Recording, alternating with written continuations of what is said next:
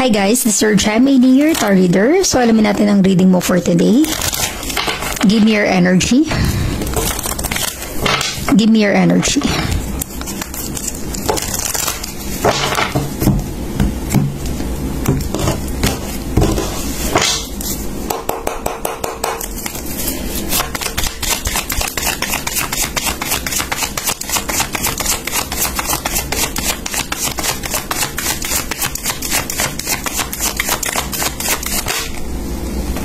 Okay.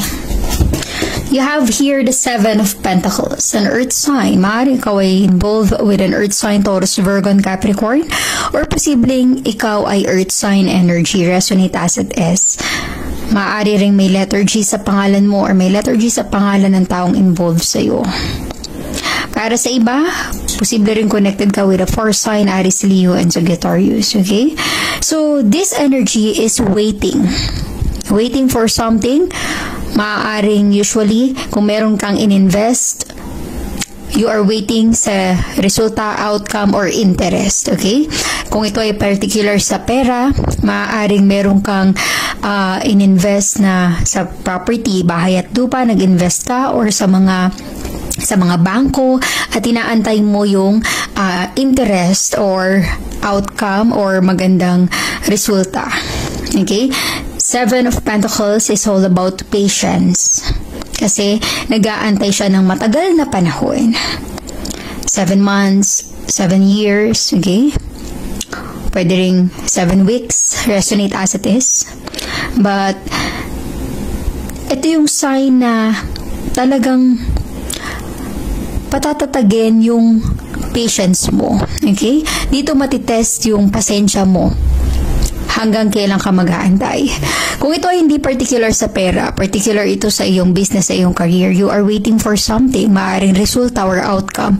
You are patiently waiting na alam mo yung makuha mo yung ninanais mo.